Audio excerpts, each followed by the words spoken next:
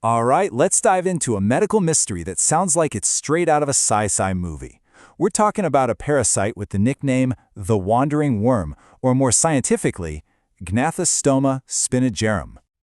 Okay, I want you to imagine something for a second. You find this weird, kind of painful lump under your skin. No big deal, right? But then, a few days later, it's just gone. And then you find it again, but this time it's somewhere else, maybe on your chest. What if that lump under your skin could actually move? It's a seriously creepy thought, but believe it or not, for some people, it's a reality. So, what in the world is causing this? Let's unmask the culprit. The cause? It's a parasitic roundworm called Gnathostoma spinigerum. Here's the deal. When its larvae get inside a human, they kind of get lost. See, we're not their proper home, so they can't finish their life cycle. Instead, they just wander. They literally migrate through our tissues, and that's what causes those moving, swollen lumps. The condition itself is called gnathostomiasis. And just so we're all on the same page, we're not talking about some tiny, single-celled amoeba here. No way. Gnathostoma spinigerum is a metazoan. That means it's a complex, multicellular animal. It has tissues and organs, kind of like an insect, or, well, us. It's literally an animal living inside another animal. And if you look at its scientific classification, it backs this all up. It's right there in the animal kingdom, part of the nematode phylum, roundworms. So this isn't just an infection in the usual sense. It's more like an invasion. Okay, so that's the what. But what about the where? Where does this thing even come from? To figure that out, we have to look at its pretty wild life journey.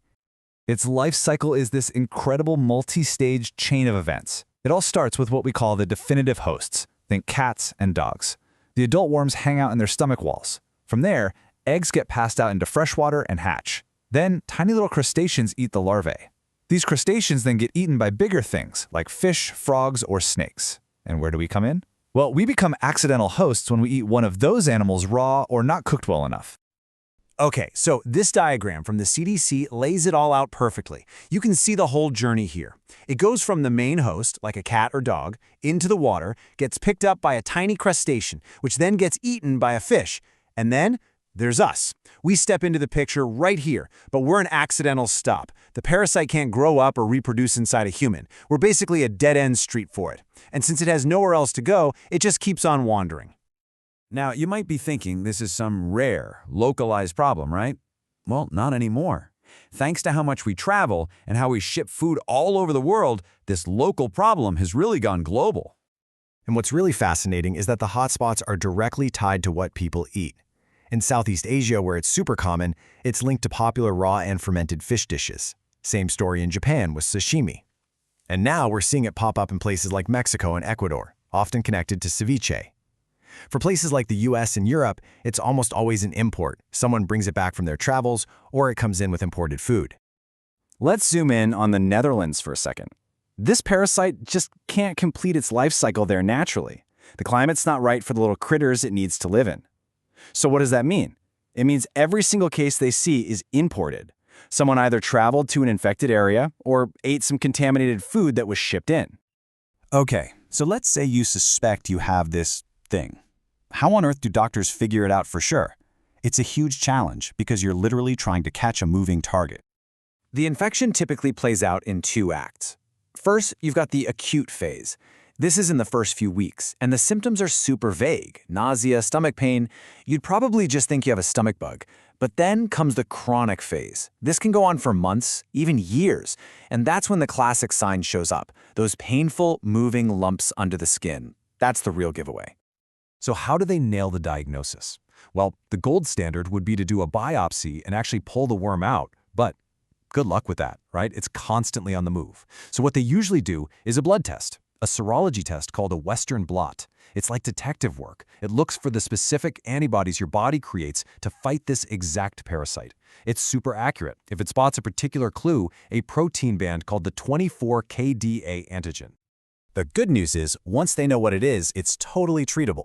The medical guidelines, like these ones from the Netherlands, are pretty clear. The go-to first-line treatment is a drug called albendazole, which you take for 21 days. And if for some reason that doesn't do the trick, there's a backup plan, a short 2-day course of ivermectin. I know, this all sounds pretty scary, but here's the most important part. This is completely preventable. So let's talk about how you can stay safe and what's next in the fight against this parasite. It really all boils down to being smart about your food. Rule number 1, cook your freshwater fish, poultry, frogs, all that stuff thoroughly. Heat is its enemy. If you're a fan of raw fish, freezing it at -20°C for a good 3 to 5 days will also kill the larvae. And you just have to be extra cautious with things like ceviche or sashimi, especially if you're traveling in areas where this parasite is common. And looking to the future, the big focus is on making diagnosis way faster and easier. Right now, researchers are working on rapid, point-of-care tests. Think of something like a home pregnancy test. You could get a diagnosis right there in a local clinic, super fast. This would be a total game changer, making testing quicker, cheaper, and available to so many more people around the world. Just so you know, all the information we've covered in this explainer was put together using a Gemini deep search. If you're curious and want to really dig into the science, we've got a full list of all the sources for you in the linked Notebook LM document. So, the wandering worm, what a wild story. It's just a crazy reminder of the complex, often hidden world of parasites that's all around us. So, what microscopic mystery do you think we should tackle next? If you enjoyed this breakdown, make sure to subscribe and definitely let us know your ideas in the comments. We really do want to hear from you.